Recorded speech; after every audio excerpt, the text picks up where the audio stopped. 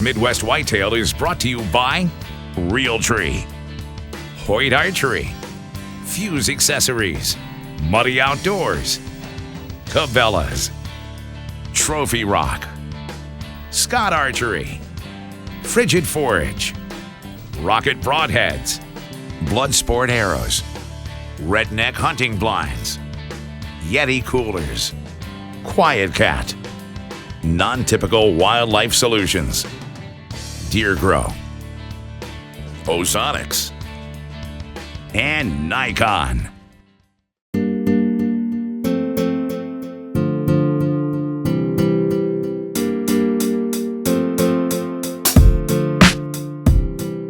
Welcome to Midwest Whitetail. We're at the Iowa Deer Classic today. We're going to bring you some highlights from the show on today's episode. We also have a little bit of tree pruning advice from an expert from Virginia. So this is something that I'm excited about and learning more about, and hopefully it's some information that you can use to improve the apple orchards on your property. We're going to jump right to the Iowa Deer Classic. Second place goes to Chad Lathrop from Albia, Iowa, with a score of 208 and 2/8. Hey, I'm Gene Price with Trophy Rock. I want to take just a second and talk about a new product that we had a couple years ago. We haven't spent a lot of time on telling you guys exactly how to use this and the best benefits for this product over a Trophy Rock. So this product works really well to make like an old school mineral lick. What we usually do is we go out like with a shovel, we dig the radius of the shovel, about the depth of the blade, and just pour this product in the ground. And that's usually the way that we start our mineral sites with our 465 product. Another way you can start it too, if you don't have access to a shovel or don't want to carry one in, is just clear the leaves, kick the dirt up, disturb the dirt a little bit, and then just kind of mix the dirt around with the 465. That'll help hold it in a concentrated area so it's not running off and you're losing your mineral. Keep it there, and then the deer will, after it incorporates into the soil well, the deer will come and start digging a hole, and you can have an established mineral site of our new 465. All right, I'm Andrew Steck here with Hoyt Archery at the Iowa Deer and Turkey Classic here in Des Moines. At Hoyt, we like to think that we make a bow for everyone. I've got the Carbon Defiant here. It comes in 3 different axle to axle lengths. We've got the 31-inch model, which I'm holding here. We also have Turbo, which is in a 33-inch model, and our 34. This year, the engineers really outdid themselves. We got the new DFX cam. One of the other big features on this that a lot of guys are liking is the optional limb stop. Some guys like that little bit of play in the back wall, you know, pull into your release. If you're shooting a back tension or a thumb button release, a lot of guys like that little bit of cushion back there, but the optional limb stop is for those guys that, you know, want that rock solid back wall with no play whatsoever. Another one of the big changes that happened this year was the way the limb system is and the new limb pocket system is designed. Along with this cam, at full draw, a 31-inch bow will actually shoot like a 34-inch bow, and the 34-inch model will actually shoot like a target bow at a 37 to 37.5-inch bow. And what that does is actually increases the string angle to a better position for you to just barely lean your head into that peep, and you can get into your peep quicker. On the other hand, we've got the aluminum Defiant this year also. It's also got the DFX cam on it. Same specs as far as a 31-inch model, there's a 34-inch model, and then there's also the turbo model, which has the DFX turbo cam. I have the 34-inch model here. Same kind of design as far as the Nitrum with the tunnel down low. It really strengthened the riser up, allowed that balance point. The riser design is different, but it's still strong. It's still, they strengthened it up, and it's also got the cam changes. You just change the screw and slide the cam in. It's also got the limb stop. The biggest thing, the biggest difference in the aluminum, it does weigh a little more. It's still, you know, a very light bow. And with the aluminum, whether you like aluminum or carbon, the best way to figure out which one's best for you is to go to your Hoyt dealer and shoot them all for yourself. We're here at the Iowa Deer Classic at the Yeti booth. We've got our Rambler series out here today, and they will keep your hot drink hot, your cold drink cold. Check it out at YetiCoolers.com.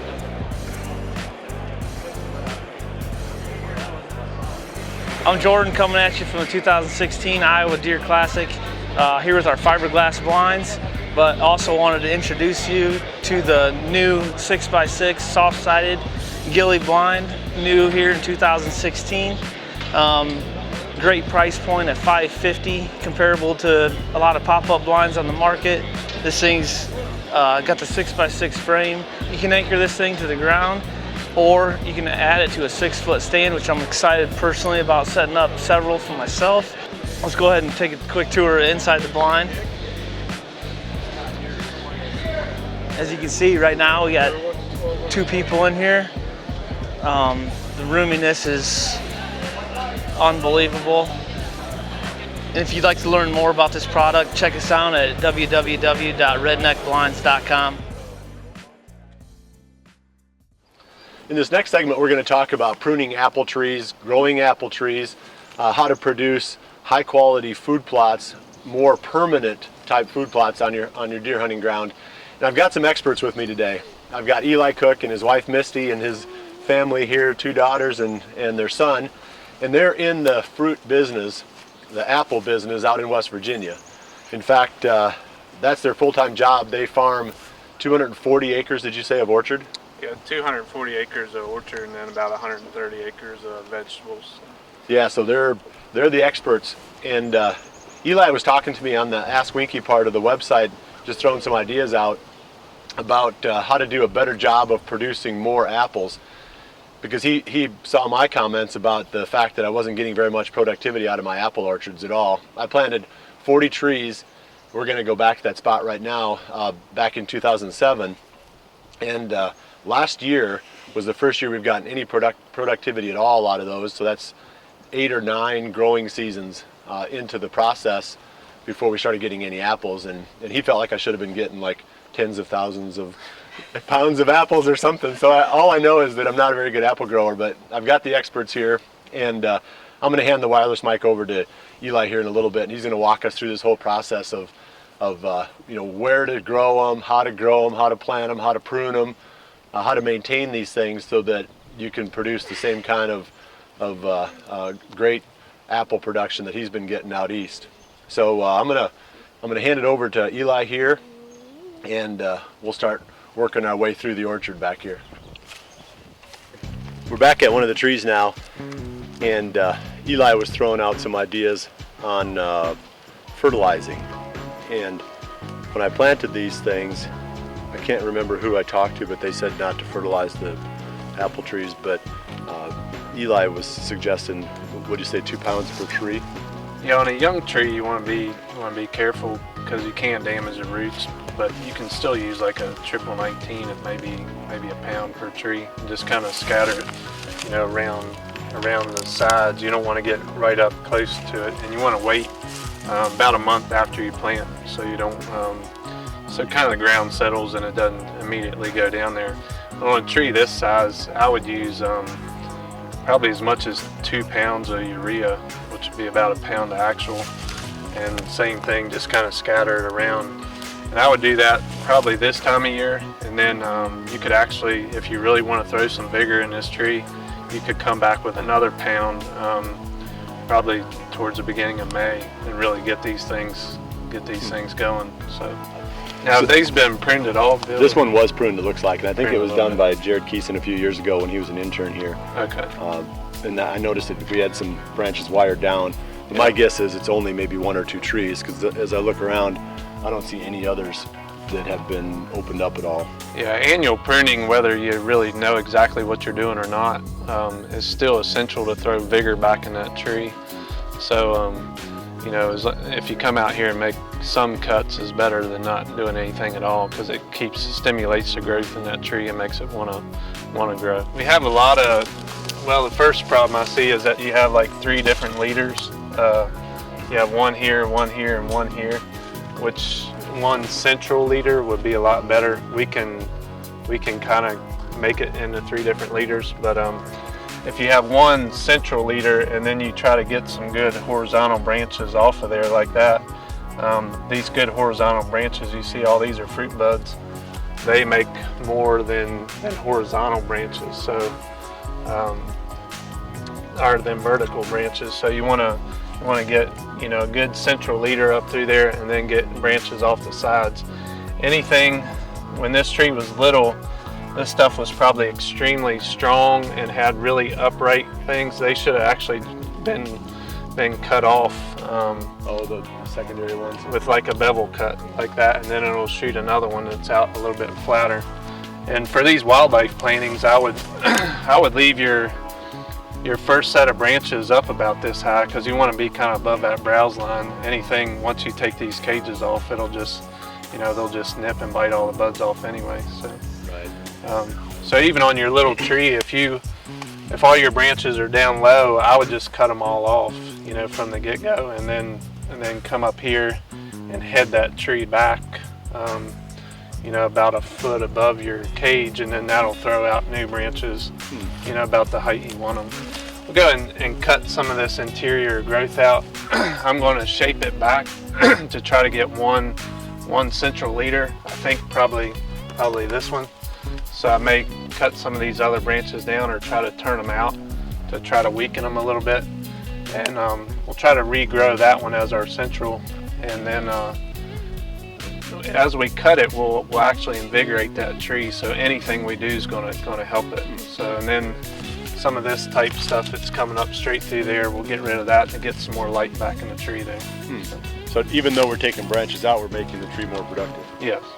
See, I think that's maybe the thing that we look at and we think we can't cut the branches out because that's where the apples have to grow from. But what you're really saying is the vertical ones are less useful than the horizontal branches. Yes.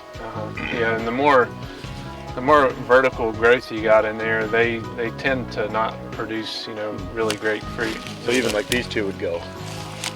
I'm thinking I might have to take those and then try to reestablish that one as our central leader there. Yeah, the one thing I see that's an issue here is you have so much vegetation around here, and it's really thick. If you get a cold, frosty morning, there's nowhere for that air to go. If you're on what I call a blind ridge, where you either have really open timber to the sides, or just like a pasture or something that goes down and it only backs up to one, you know, thick area, then that's better. When you have all this thick growth around here, that cold air tends to pocket in here, and then you get more frost issues. So we actually take, if we have thick stuff like this, we'll take dozers and clean them all the way to the bottom so that cold air, you know, flows like water, and it'll flow down those hills and get out of there. If you're planting your orchard, I would not plant it, you know, next to such thick areas. If you could get in an open, kind of like I say, like a bald ridge where that cold air can flow down, it'll dam up in these areas and kind of hold in here. So. Interesting. Yeah, well, that's good. That's good information. When is the best time to plant? Best time to plant would be around this time of year. So this being the first week of March. First week of March. Yeah, we're getting ready to plant next week. So as long as the ground's not too wet, if you plant when it's real wet, then you know, it can kind of compact and you know, inhibit your root growth. But you know, it's pretty dry right now. It'd be a perfect time to plant a tree. So. How do you guys put them in?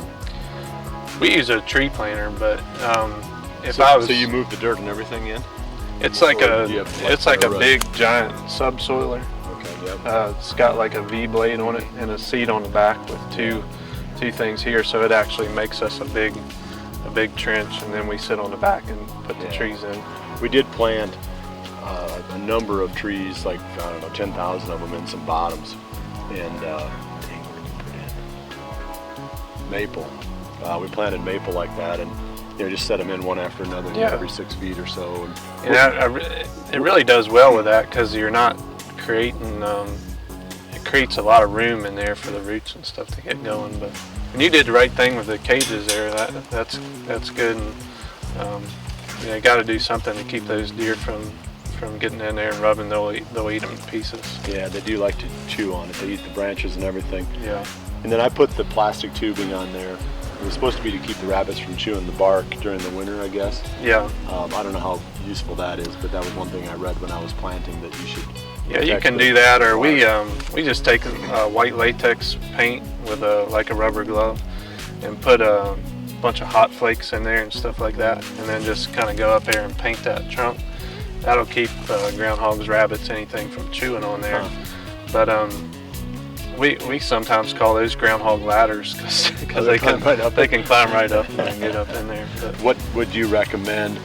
You know, thinking of, I mean, our viewership is all over the United States and really all over the world, but our focus is for the most part in the Midwest. Yeah. And that's where a lot of our viewers are coming from: Wisconsin, Iowa, Missouri, Minnesota, Illinois, Ohio, Indiana, kind of across that belt. What would be some really good apple trees to plant in that region that would do well for, you know, low maintenance, survivability, the wildlife preference? And, two that come to mind is Liberty and Enterprise. They're both highly disease resistant. They're very vigorous. They'll get going quick, and they can pollinate each other. And for the Midwest, they're cold hardy, you know, and like I say, they'll all come on a rootstock that have an association of different numbers. That Bud 118 is really cold hardy, so here in Iowa, where you can get down to, you know, -10 or 15, you know, it can withstand that cold. So it's better to order those trees, get the right variety, the right rootstock, and all that stuff, and then you have a good, you know, that's your foundation to get going on. So. All right, well, go ahead and chop away on this one, and as you go, you might as well explain anything that you're doing that wouldn't be obvious. Yeah. All right, we're going to try to get some vigor back in Bill's trees here, if nothing else. It's kind of hard at this stage to get them back totally perfect, but we'll kind of do our best here. First thing I'm going to try to do is reestablish a central leader, which it looks like this one's our best one. So I'm going to get rid of a lot of the competing wood that's kind of in the middle with that one, so that one kind of reestablishes itself as the center. That is, that's called a thinning cut. I totally cut that branch off. We're going to do that with some of this upright right here.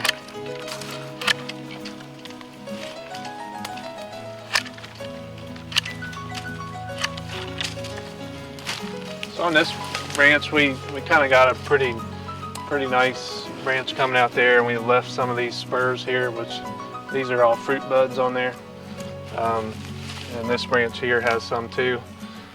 In the middle here, we want to cut a lot of this middle stuff out of here to kind of bring more sunlight back into the tree there. That cut right there is called a bevel cut, and cut that at a flat angle. If you have any really strong branches on a young tree and you cut it that bevel cut, and then it'll bring a new younger branch out like this or like that has a good angle. And you really don't want to leave any really strong wood on a young tree other than the central leader there. Anything that's going back in the tree, we'll take those out.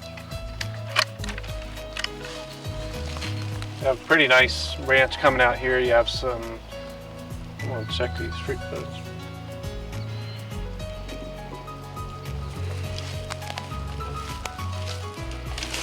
I was just checking to make sure there's no winter damage. There's no reason why they shouldn't bloom and set fruit. They're nice and green on the inside there. And if like I say, if you want to take a branch out but maybe grow a new one, you can do that type cut there, and it'll shoot off a new one right there. Well, that wraps up our segment for this week. We're going to have multiple, if you want to call it segments or parts to this. We just got into so many different topics today with Eli here that I wasn't able to bring it all to you this week. So keep checking back, and we're going to continue to dig into this topic. We'll have other things for you too. Hopefully we'll find some shed antlers, and ideally some of these bucks that we were after this past season, we can find some antlers off those deer and show those to you.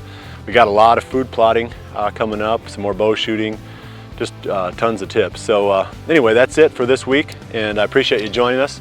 We'll see you right back here again next week for the next episode of Midwest Whitetail, and remember to always dream big.